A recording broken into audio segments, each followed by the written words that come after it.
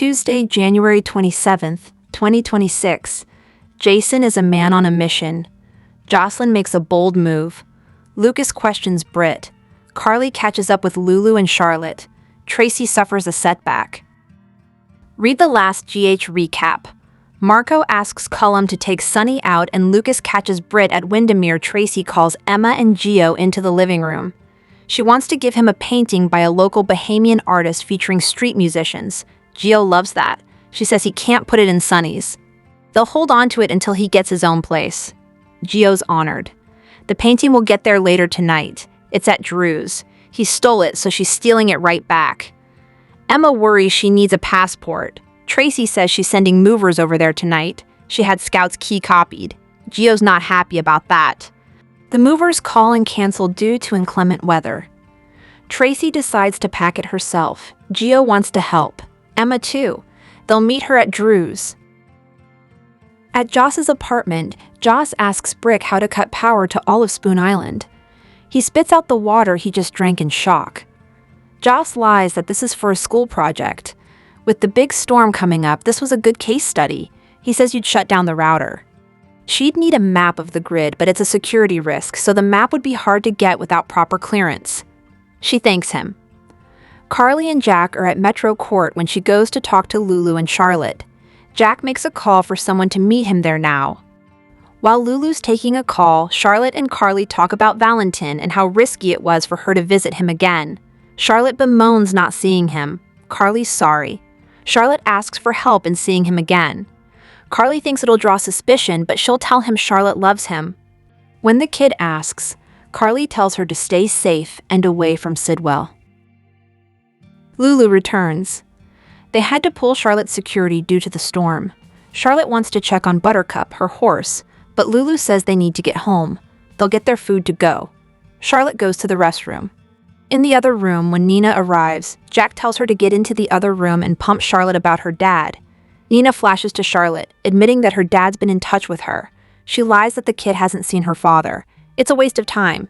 He pulls rank, reminding her that he made the evidence against Willow disappear. Nina doesn't care. Her daughter can't be prosecuted due to double jeopardy. Still, Jack says the public will see it and it'll destroy her life. Nina comes around, and as he tells her to report back to him when it happens, Charlotte seems to have overheard. At Sunny's, Jason tells Sunny that he's sure Britt's working on Faison's project. He's not sure she'll come back to him. Sidwell or his partner are forcing her to stay away from him. He thinks she's in over her head and updates him on the medicine they're giving her for her Huntington's. Jason knows they're working on something bit. Sunny wonders if Britt's where she wants to be. Jason doesn't believe it. Sunny worries she'll betray him if things take a turn for her. Lucas arrives home to Spoon Island to find Britt with Marco. She lies that she's going to be a doctor for Sidwell. She needs the money for credit card debt. Lucas asks what she meant when she said she wanted it over with. She wants to examine Marco before she heads home before the storm is all. Lucas thinks she's lying, but she covers. Lucas is baffled. Marco's literally dating him, a doctor. Why call Britt? Marco didn't want to burden him. Sidwell and Ava turn up, and Marco tells his dad and Ava the lie about Britt's house call. Ava's confused. Why not use Lucas? Britt shuts them down. She needs to get back to town. She and Marco head off, and Lucas seems unconvinced of their story and tells Ava that Britt's not his fave. It's disconcerting to see her with his boyfriend. It seems off. Sidwell interrupts and says he ran into Carly, who conveyed she misses Lucas terribly. Jen's invited her there, which shocks Lucas. Sidwell claims he wants to help them. Ava finds it kind. Lucas agrees, but he's just involved a lot of crazy in the home. In the basement at Windermere, Anna writes the date she was taken on the wall. Faison's voice sounds over the PA, telling her they'll be together soon. She yells for him to show himself.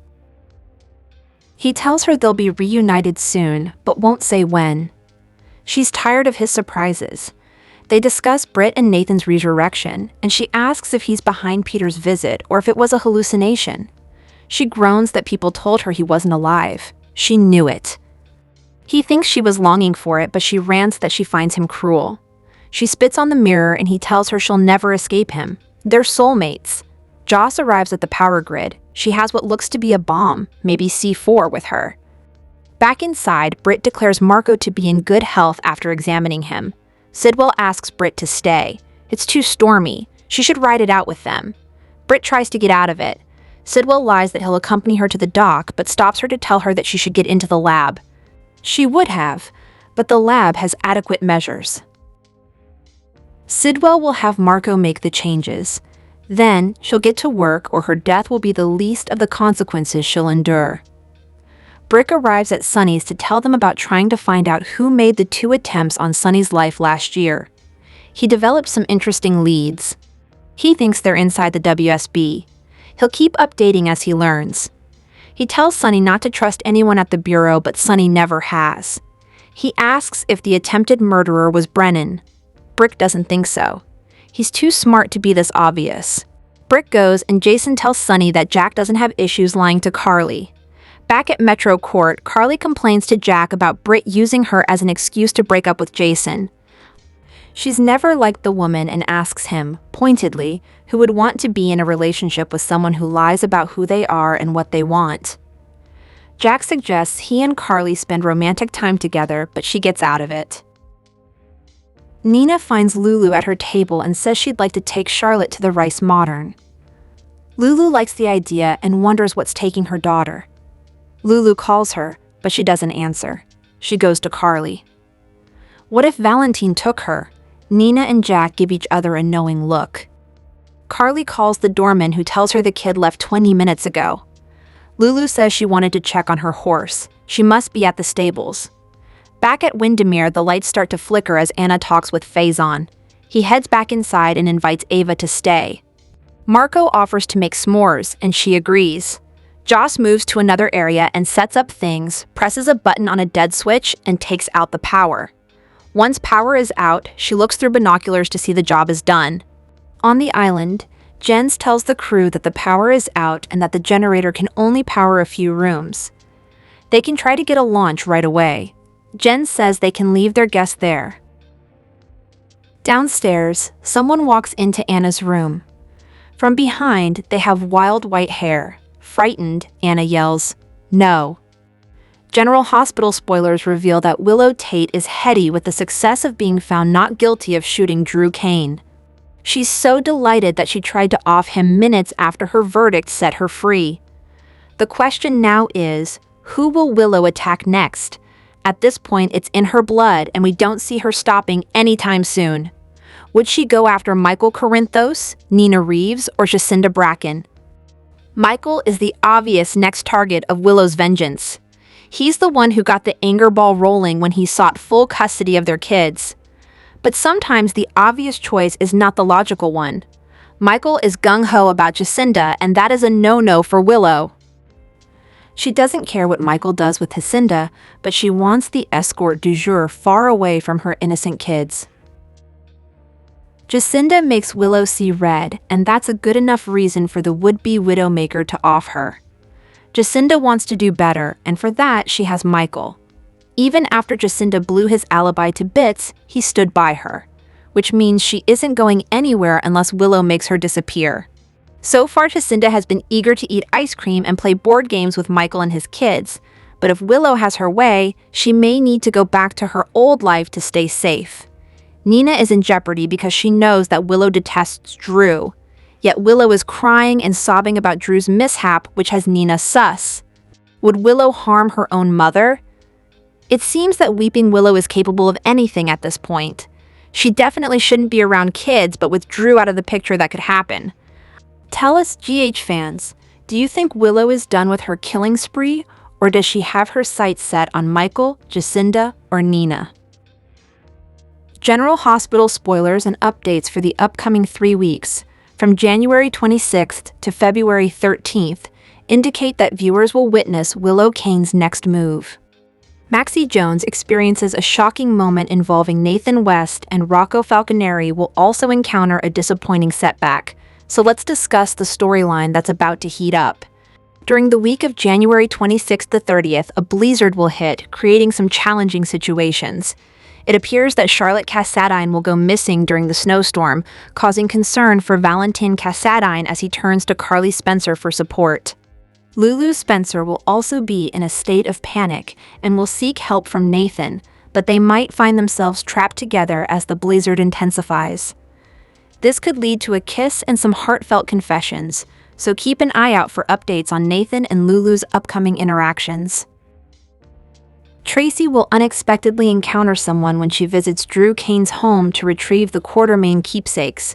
Could it be Charlotte, or will it be someone else? Meanwhile, Jason Morgan will see his efforts rewarded with Britt Westbourne. When Jason supports Britt during the snowstorm, he'll end up stranded with her and encourage her to confront some tough questions. Britt might reveal enough to help Jason understand her difficult situation better. As they bond more deeply amid the chaos of the blizzard, Jason and Britt could end up in bed together. Later on, Rocco will experience a disappointing setback. It seems someone will hurt Rocco's feelings, possibly due to Britt pushing him away for his own benefit. Director Ross Cullum has made it clear he is serious, but Jason might assist Britt in outsmarting him eventually. During the week of February 2nd to 6th, Willow will need to make a decision about her next step. Alexis Davis is keen to get approval for Danny Morgan to see Scout Quartermaine, but will Willow agree? It's likely that Willow will leverage Scout to negotiate firmly. We can easily picture Willow demanding that Scout can only meet Danny after she has her own reunion with Wiley Corinthos and Amelia Corinthos. Regardless of what happens, Willow has more schemes planned and will keep surprising everyone after Drew's stroke incident. Mixie is in for a shock when Kirsten Storms returns to her role the week of February 9th to 13th. The February 12th episode marks Mixie's comeback, and her awakening from the coma is imminent. She is unaware that Nathan has returned from the dead, so GH fans should watch for her reaction. Will she accept Nathan as real when shown proof, or will she still have doubts? Mixie will need to catch up on what she missed, although Nathan and Lulu might skip the part about their chemistry. Meanwhile, Jen Sidwell wants to keep his role in Mixie's coma a secret from everyone. It looks like General Hospital's Jack Brennan told a whopper of a lie to evil WSB director Ross Cullum on Monday when he announced that he was only using Carly to get information about Sunny. Jocelyn heard the conversation and isn't sure if Jack really loves her mother or not. Fans also were not sure, so Chris McKenna has stepped in to set the record straight. Watching fans debate that conversation on social media prompted Chris McKenna to weigh in with a post on X a little over an hour before the January 27th episode was set to air. If Jack was faking his feelings for Carly, why would he be fake crying and being brokenhearted all year when there are no witnesses? McKenna asked. There would also be no stakes with these SLs. Sorry guys, I know some folks want Jack to be faking, but the show has made it unequivocally clear he ain't. McKenna is correct. We did see Jack in tears, fearing for Carly's life after she drank polonium-laced champagne last year, courtesy of Valentine. What Jack doesn't know is how close Carly and Valentine have grown since then. While Jack is clearly in love with Carly and willing to say anything to get Cullum to leave him alone, he has no idea that Carly now loathes him, and she is the one using him, not the other way around. She is well aware that he recruited her very impressionable daughter into the WSB, putting Jocelyn's life at risk time and time again. He used a very vulnerable time in her life to lure her in, and now she is addicted. Carly is working with Valentine to bring Jack down, but Valentine fears that Carly's feelings for Jack run too deep. She may say she hates him, but does she really? Perhaps Carly is lying to herself as much as Jack is lying to Cullum. When Jack learns what Carly has really been up to all of these months, it will be do or die time, as Carly has to face her feelings. Can she really quit Jack Brennan so easily? Time will tell. General Hospital spoilers claim Harrison Chase sounds like he's going to be headed back to work as a patrol officer. Chasing down bad guys in the name of keeping Port Charles safe is still right up his alley, even if it's not quite as swanky and niche as being a detective. But having Dante Falconeri be the one who made the call to demote him came as a crushing blow. Chase is already embroiled in an ongoing fight with Michael Corinthos, and now it seems he and Dante's friendship is on its last leg. There's just one problem. Chase is the only one who married into the Quartermaine family, and it's no secret they favor their own. Tracy Quartermaine has stayed out of the fray so far, but she's not going to let Michael wither on the vine just so Chase can keep defending the honor of his ex-wife. She offered a sympathetic ear when Chase told her what happened at the PCPD, but he didn't mention the way it left him feeling about Dante. As these two boys in blue are forced to interact outside the office, it could make for some uncomfortable encounters at the Q mansion. Will Brooklyn Quartermaine continue to defend her husband, even if she understands Dante's point of view? Remember that a rumor slipped out about a month ago claiming we would be saying goodbye to one of our beloved leading men. The list of who that might be has been rather short from what I can see. Some of the guys in Port Chuck have meaty storylines right now that make it seem like whoever is on their way out is more likely to be someone who just doesn't fit anymore. With his dad and brother gone, Chase's character development took a bit of a hit. He seems to serve no purpose anymore but to give Brooklyn someone to play off of. Could it be Chase is the leading man we're saying goodbye to?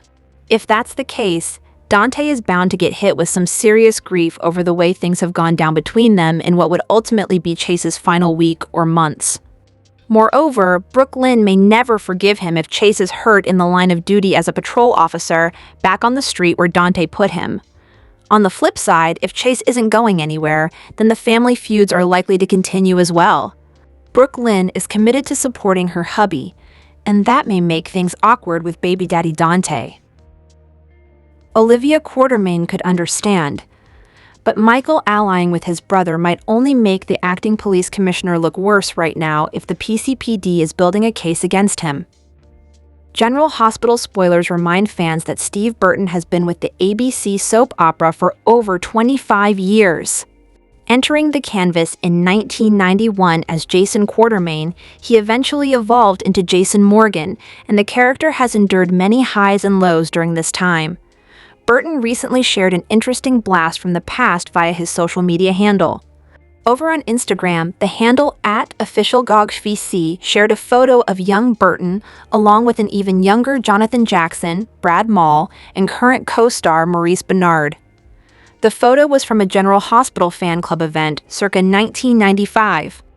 The nostalgia was not lost on any fan, and it was fun to see just how everyone has grown and changed since then. The caption of the post read, "Steve Burton, Jonathan Jackson, Maurice Benard, Brad Mall @1Steve Burton @JonathanJax, HCat Maurice Benard @Brad Mall official event during GHFCW 1995. Burton ended up sharing the photo on his Instagram story, tagging Jackson, Mall, and Benard. Cameron Matheson, Burton's on-screen twin brother Drew Kane, hearted the original post, while Burton's real-life wife, Michelle Lundstrom Burton, also liked it. When Burton first entered the role of Jason Quartermaine, he was as clean-cut as he could be. Of course, 1995 was a pivotal year for the character, as a car crash during the holidays caused Jason to suffer from a brain injury and amnesia.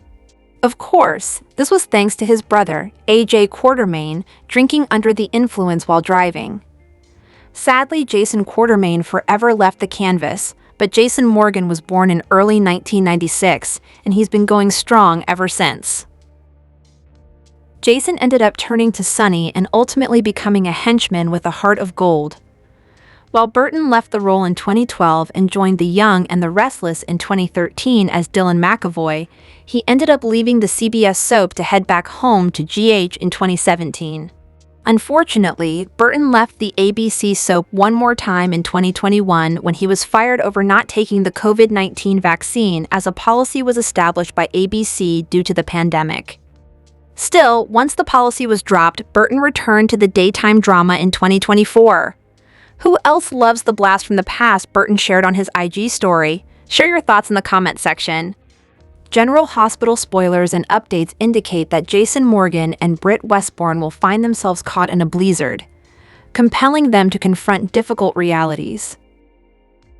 Even though Britt is making every effort to shield her emotions, Jason has managed to sneak back into her life and her heart. There is undeniably a persistent spark between them that Britt struggles to overlook, yet they are bound to encounter additional romantic obstacles ahead.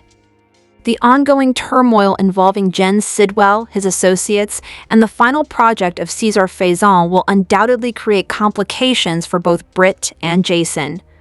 One can certainly anticipate increased frustration from Jason, as Britt remains hesitant to fully open up to him. Nevertheless, Britt will feel an overwhelming urge to shield Jason from the chaotic situation she finds herself in. Moreover, Britt may harbor concerns that revealing the complete truth to Jason could alter his perception of her forever. Given that Britt lacks a significant number of individuals eager to witness her positive attributes, it becomes quite apparent why she is reluctant to share too much of herself. Her best friend Brad Cooper even tried to break them up. As the narrative involving Britt and Jason unfolds in 2026, it's likely that Britt will once again distance herself from Jason, but an unexpected twist could alter the course of their relationship entirely. Recent spoilers from General Hospital indicate that a fierce blizzard is on the horizon. This impending snowstorm is set to trap Jason and Britt together, creating an opportunity for some intimate moments. The emotional barriers that Britt has constructed around herself might just begin to fall apart in this scenario. This could very well be the perfect moment for Britt to open up completely and place her trust in Jason, believing that he will understand the challenges she has faced. Naturally, this situation might also ignite a spark of passion between Jason and Britt. They may find themselves reminiscing about the electrifying connection they shared while on the run, which could lead to a repeat of that thrilling experience during the blizzard. Nevertheless, once they find themselves stranded, Jason and Britt will have to confront some harsh realities. With the complicated mess Britt is entangled in and the feelings they both harbor for one another, there will be plenty for them to talk about.